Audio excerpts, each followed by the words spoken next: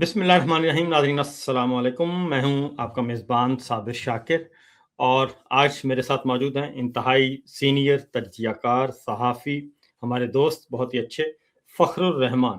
اور خاص طور پہ ہم نے آج انہیں اس لیے زحمت دی ہے کہ اسرائیل ایران امریکہ جنگ اور پھر اچانک واشنگٹن سے جنگ بندی کا اعلان کرتے ہیں جناب صدر ٹرمپ, سپر پاور کے پریزیڈنٹ.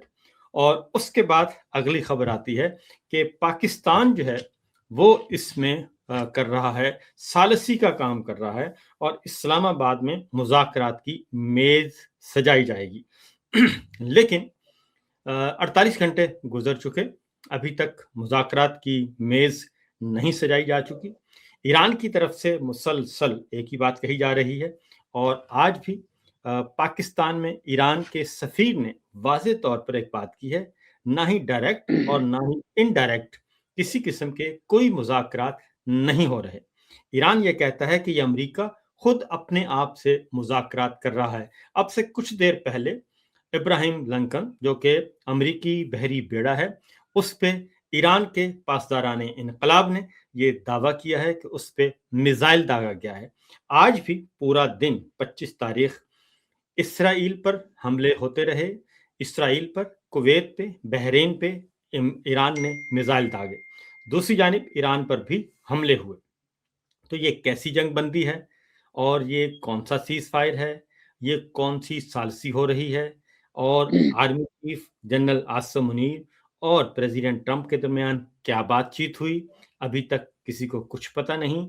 اور اب جو چیزیں سامنے آ رہی ہیں, فخر بھائی سے ہم ضرور پوچھیں گے. فخر بھائی یہ بتائیے گا کہ یہ جو سارے کا سارا ایک سٹیج تیار کیا گیا, مجھے تو یہ لگتا ہے کہ یہ ایک بیل آؤٹ کرنے کے لیے اسرائیل کو کیسے بیل آؤٹ کیا جائے, امریکہ کو کیسے بیل آؤٹ کیا جائے اور ان کو ریلیف دیا جائے, ان کو فیس سیونگ دی جائے, اس کے لیے ہمارے حکمران ایک بار پھر استعمال ہوئے ہیں. بہت شکریہ آپ کا. سب سے پہلے تو میں آپ کے پروگرام کے توسط سے آپ کے جو ناظرین ہیں ان کو یہ یاد کرانا چاہوں گا کہ پچھلے سال جون میں جب ایران کے اوپر امریکہ اور اسرائیل نے حملے کیے تھے تو اس وقت آپ کو یاد ہوگا کہ امریکہ نے B-52 بمبرز جو تھے وہ ایران کے جوہری جو تنصیبات تھی, ناتنز, اصفہان, بوشہر, یہ وہ جگہیں تھی جہاں پر بم مارے تھے اور بڑے ہیوی قسم کے بم مارے تھے, جس کے بعد امریکی صدر نے ڈونلڈ ٹرمپ نے یہ دعویٰ کیا تھا کہ ایران کی جو جوہری صلاحیت ہے ہم نے اس کو بہت نقصان پہنچا دیا ہے اور ان کو اب کئی سال لگیں گے کہ دوبارہ سے اس پوزیشن میں آنے تک.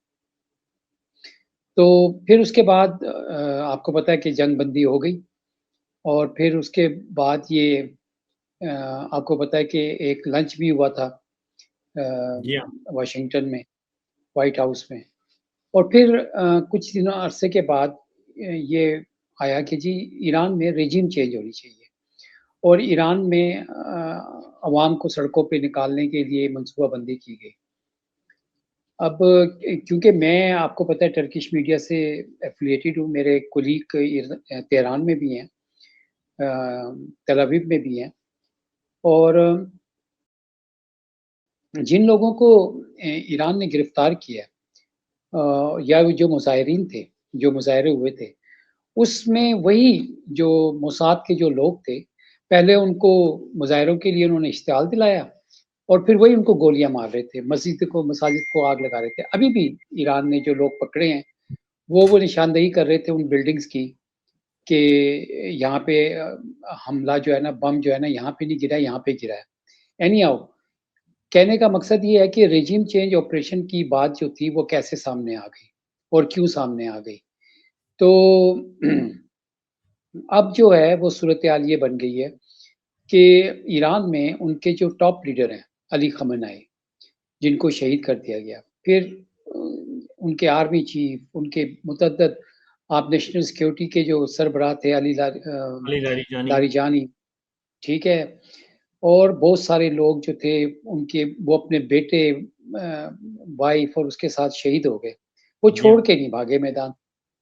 اور نیچے سے قیادت اوپر آتی گئی ہے.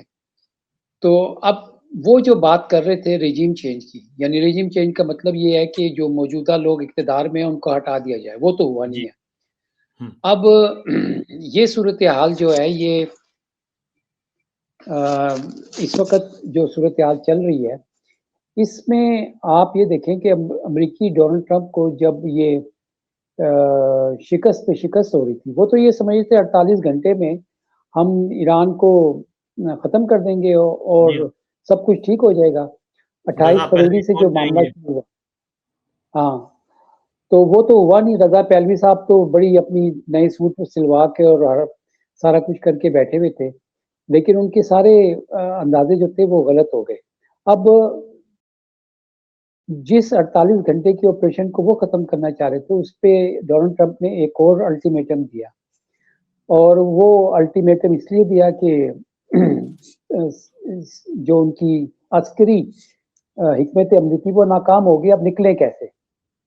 شرمندگی تھی. ایک سپر پاور علاقے کا چودھری اور وہ کہتا ہے کہ میں ٹانگیں توڑ دوں گا اگر میری بات نہ مانی.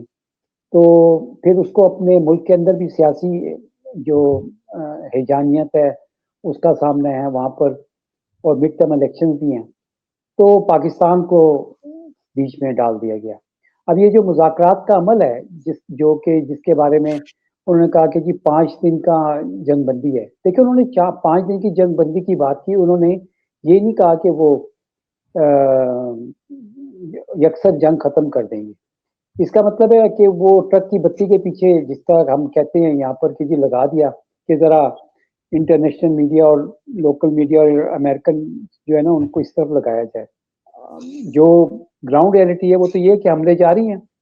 جی ہاں اب جیسے آپ نے ایرانی سفیر کا یہ حوالہ دیا تو انہوں نے تو اکثر انکار کر دیا کہ نہ کوئی مذاکرات ہوئے ہیں نہ کچھ ہے.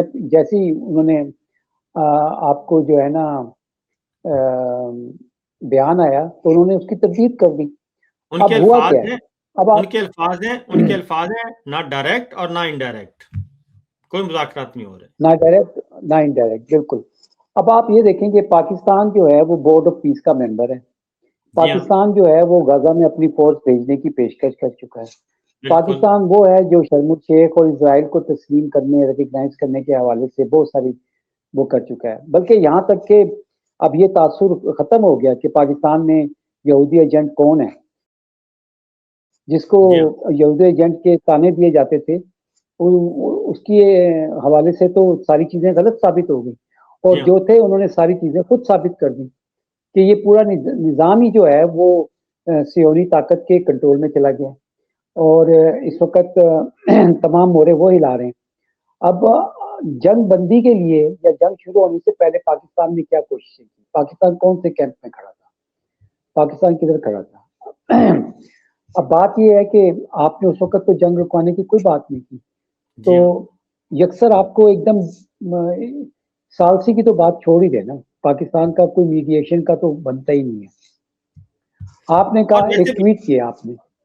یہاں پہ ایک اور بات بھی کہ ابھی کچھ دیر پہلے یعنی کہ کچھ دن پہلے ہم بات ہو رہی ہے نا ایران کا درد ہمارے اندر کتنا جاگ رہا تھا. اہل تشیع علماء کو بلایا جاتا ہے اور ان کو بلا کے جو ان کو گفتگو کی جاتی ہے وہ بھی ہمارے سامنے ہے.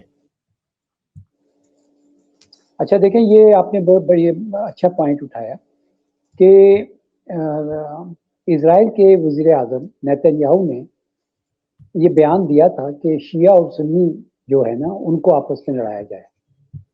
اور ظاہر ہے ایران ایک شیعہ اسٹیٹ ہے، سعودی عرب ایک سنی اسٹیٹ ہے، اور سعودی عرب کے پاکستان سے تعلقات اور سعودی عرب کے گلف میں جو انفلوئنس ہے اس کا وہ آپ انڈونیشیا اور ملیشیا کو تو ایک سائڈ پہ کر دیں نا. وہ تو جی اس میں نہیں. آپ کو یاد ہے عمران خان جب ملیشیا جا رہے تھے تو ان کو ٹرکش پریزیڈنٹ اور وہ مل کر کچھ کرنا چاہ رہے تھے تو گلف ریجن سے آپ کے اوپر شدید تنقید آئی تھی اور اس کو اچھے اس سے دیکھا نہیں گیا تھا. لیکن جی ہاں جو اہل تشیع علماء کو بلا کر آپ نے وارننگ دی اور پھر میں نہیں کہہ رہا، وہ ایک نہیں کوئی 20 شہادتیں جو تھیں وہ خود آ گئی سامنے. جی ہاں. اور پھر اس کے بعد آپ یہ دیکھیں کہ نیتن یاہو نے جو بیان ایران پہ حملے سے پہلے دیا تھا نا، شیعہ سنی، کٹر شیعہ سنی کا معاملہ، جی اس میں اس نے سب سے پہلے جو علی خامنہئی جو تھے ان کو ٹارگٹ کرنے کی کیا گیا.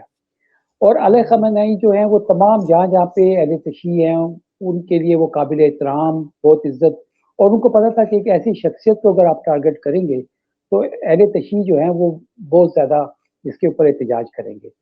میں تو یہ سمجھتا ہوں کہ یہ باقاعدہ ایک ایران جو تھا وہ تو نشانے پہ تھا ہی، لیکن اس کا جو اسرائیل کا جو آپ حکمت عملی دیکھیں نا، ان کی جو ملٹری اسٹریٹجی ہے وہ یہ ہے کہ وہ جنگ چھیڑ کے خود پیچھے جانا چاہتے ہیں اور باقی ممالک کو لڑانا چاہتے ہیں. جس طرح نیٹو کو بھی شامل کرنے کی کوشش کی، نیٹو پیچھے ہٹ گئی.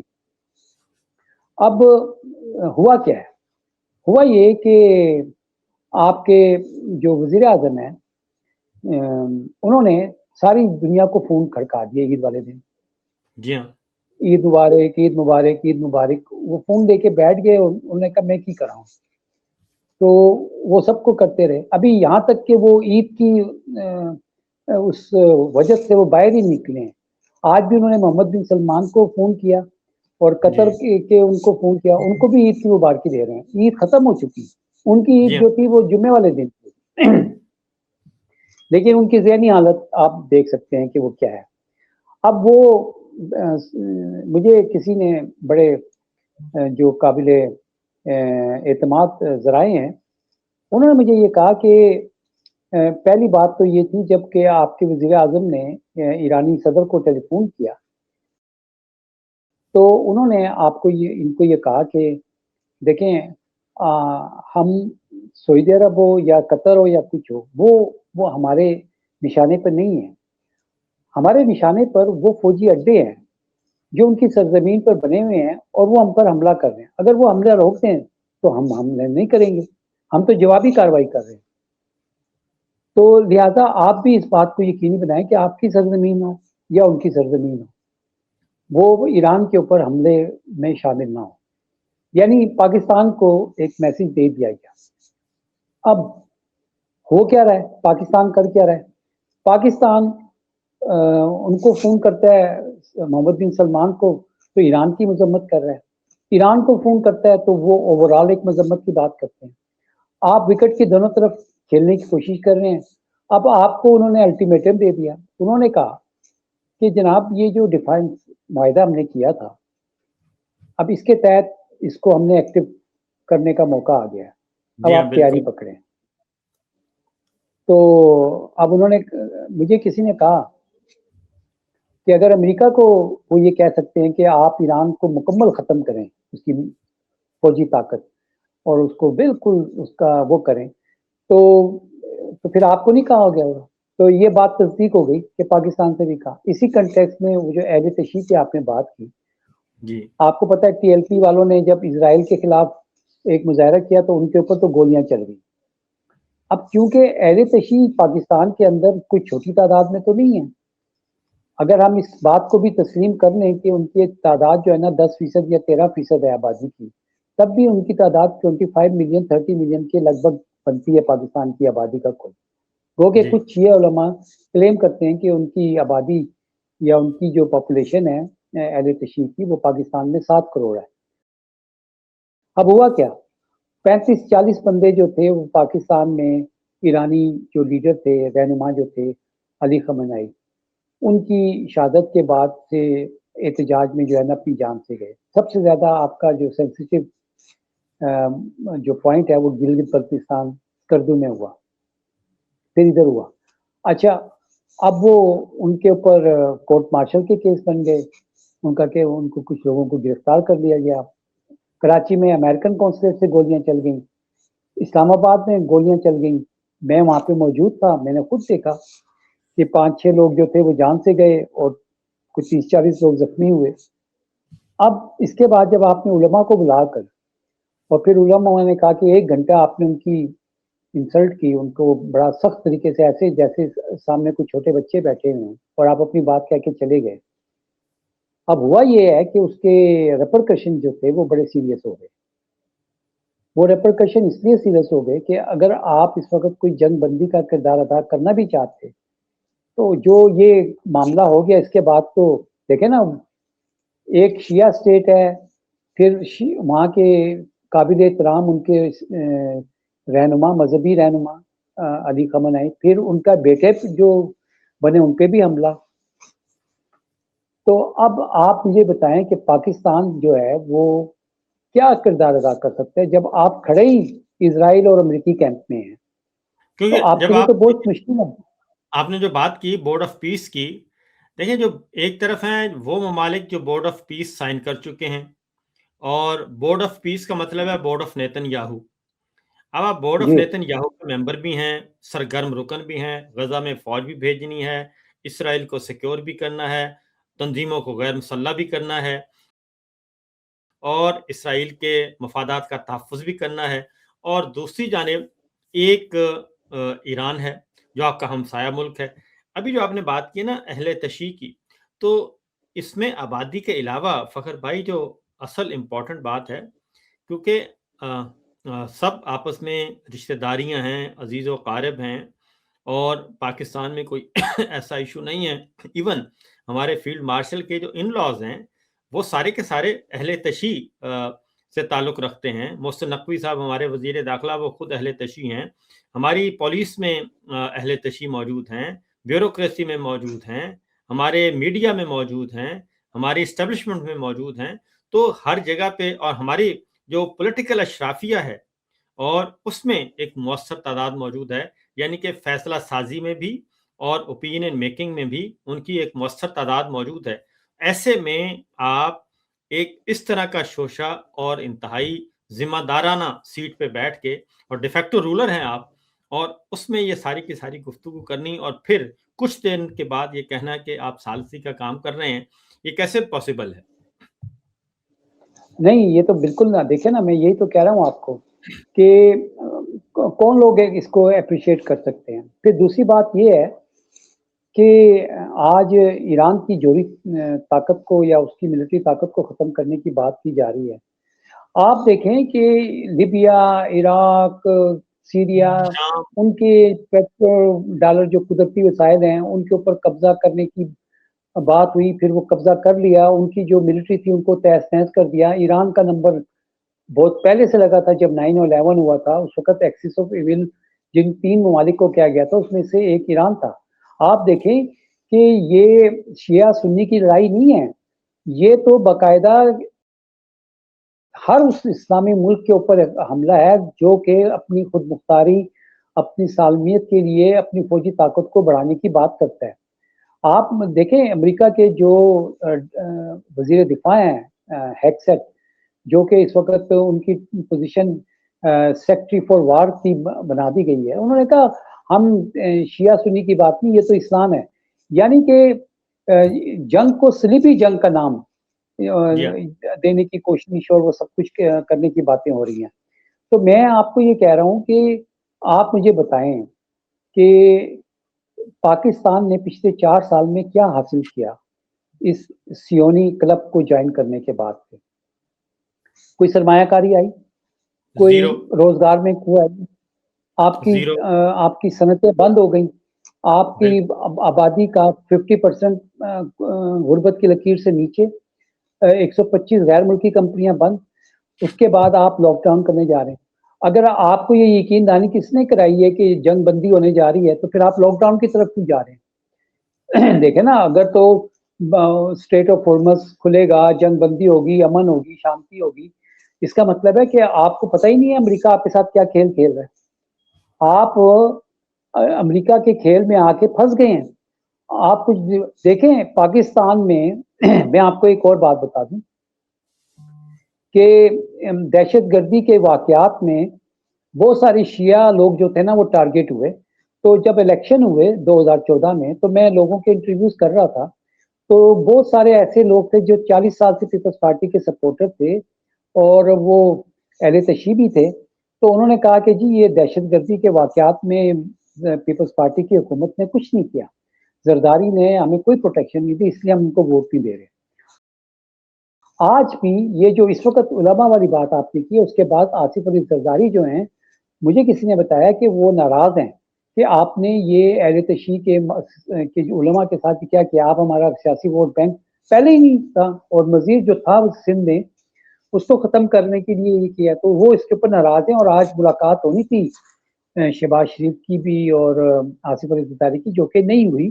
اور مجھے یہ بھی بتایا کسی نے کہ جو عید پہ وفد گیا تھا، میں بڑا حیران تھا کہ نون لیگ کا وفد جو تھا وہ عید پہ جا کے ملا ان سے، اور وہاں پہ وہ وجہ بعد میں آپ پتہ چلی ہے کہ وہ یہی تھی کہ اگر پاکستان اس جنگ میں شامل ہوتا ہے ایران کے خلاف، تو پاکستان نہ ادھر کا رہے گا نہ ادھر کا رہے گا، اور نہیں ہوتا بالکل تو پھر آپ کے ہاں تو ویسے ہی آپ کا پیٹرول آپ کے بند ہے۔ آپ نے یعنی آپ دیکھیں کہ پاکستان کے مفاد کی تو کوئی بات نہیں، نہ روس آپ کو سستا تیل دے رہا تھا، ایران میں 8 روپے لیٹر تیل ہے، جی ایران آپ کو 8 لیٹر کی بجائے آپ کو وہ جو شہید لارے جانی ہیں انہوں نے کہا کہ آپ ہم سے جو مرضی لے لیں۔ انہوں نے ایک انٹرویو دیا پاکستانی میڈیا میں، اور انہوں نے کہا جی کہ پاکستان کو کھلی چھٹی ہے کیونکہ وہ ایران کو جس طرح استعمال کرنا چاہتا ہے کرے۔ اس سے بڑی بات میں سمجھتا ہوں کہ نہیں ہو سکتی تھی، لیکن ہم نے کیا کیا، ہم نے 7 سمندر پار دوستیاں ڈالی، یاریاں ڈالی۔ کس لیے؟ کیونکہ ہمارا جو مفاد ہے، یہ جو چوروں کا ٹولہ جو ہے، یہ ابھی تک استعفیٰ نہیں دے رہے ہیں، کیونکہ یہ ملک کو لوٹ کے اپنا سرمایہ باہر آف شور کمپنیز میں انہوں نے لگایا ہوا ہے یا وہاں پہ بینک اکاؤنٹس میں رکھا ہوا ہے، تو ان کا پاکستان سے کوئی تعلق نہیں ہے۔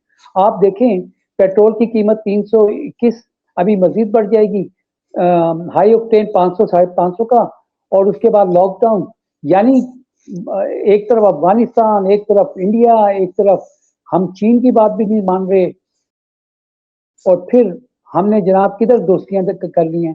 تو آج پاکستان نہ ادھر کا رہا نہ ادھر کا رہا، اور عوام پس گئی۔ اور اس وقت اسلام آباد میں موسم جو ہے نا ابر آلود ہے۔ یہ جو مذاکرات کی بات یا امن کی بات چیت چھیڑی ہے، اس کے اوپر بادل گہرے آئے ہوئے ہیں، کوئی پتہ نہیں ہے کہ کل کو ایرانی وفد آئے گا یا نہیں آئے گا، کیونکہ ایران نے امریکہ کو ایکسپوز کرنے کے لیے جو آج شرائط رکھی ہیں، اس میں انہوں نے کہا جی جنگ کا ہر طرح کا خاتمہ ہونا چاہیے، ہر تمام فرنٹس کے اوپر سیز فائر ہونی چاہیے۔ اس سے پتہ چلے گا کہ امریکہ کتنا جو ہے نا وہ 5 دن کا ٹائم انہوں نے جی ہاں، بائی کیا تھا، یا پھر میرا خیال ہے کہ کوئی اور حکمت عملی ہے۔ آپ نے، میرا خیال ہے کہ کافی وہ کہتے ہیں نا کہ دریا کو کوزے میں بند کیا۔ اصل مسئلہ یہی ہے، اور یہیں پہ ہم اپنے پروگرام کا اختتام بھی کرتے ہیں کہ آپ نے کہا کہ پاکستان کو کیا ملا، تو پاکستان میں تو سر آپ کو معلوم ہے پہلے دن سے آج تک وہ ہے صرف ذاتی اقتدار، اختیار، عہدہ، یہ سلامت رہے، اور جہاں بھی جاتے ہیں وہ ایک ہی بات کرتے ہیں، بس آپ ہمیں عمران خان سے بچائیں اور یہ مسئلہ ہمارے سامنے نہ اٹھائیں، ہمارے سامنے انسانی حقوق کی خلاف ورزیاں ہو رہی ہیں وہ مسئلہ نہ اٹھائیں، ہم نے الیکشن چوری کیا ہے اس پہ صرف نظر کریں، پارلیمان چوری کی ہے اس پہ صرف نظر کریں، ہم آپ کے تابع دار ہیں، غلام ہیں، اور ہم آپ کو سرو کرتے رہیں گے۔ بس یہی ہے اصل مسئلہ فخر بھائی، اور اس کے ساتھ ہی میرا خیال ہے کہ پروگرام ہم ختم کرتے ہیں۔ واخر دعوانا ان الحمد للہ رب العالمین وما علینا الا البلاغ المبین۔ اجازت دیجیے، اللہ حافظ۔